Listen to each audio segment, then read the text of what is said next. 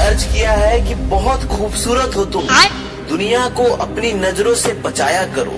अरे बहुत खूबसूरत हो तुम, दुनिया को अपनी नजरों से बचाया करो। सिर्फ आँख में काजल लगाने से काम नहीं चलेगा, गले में नींबू मिर्च और चप्पल भी लटकाया करो। मजा आया।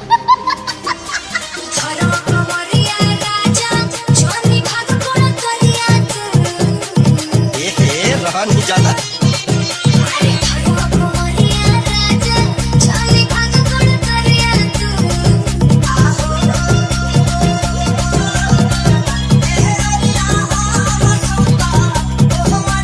DJ Ram exclusive.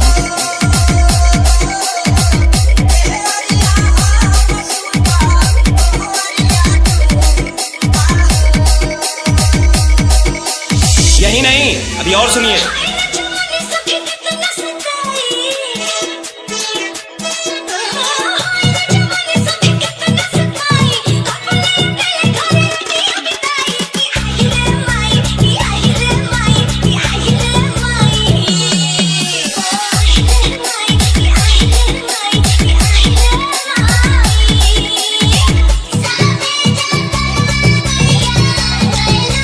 DJ Ram exclusive.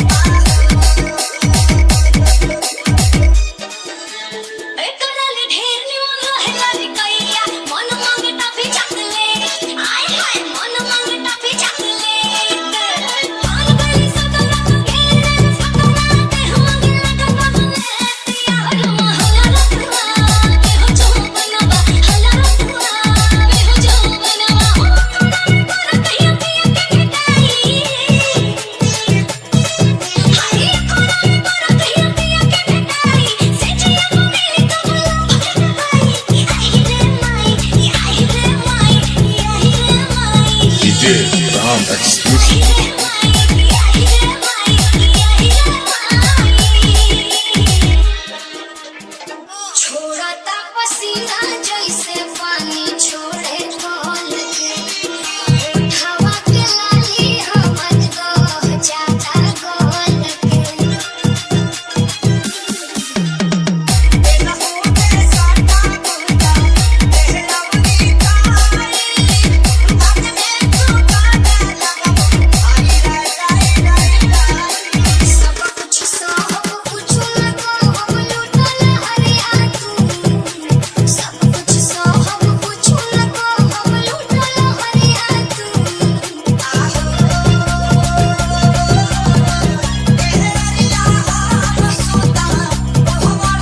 DJ Ram exclusive.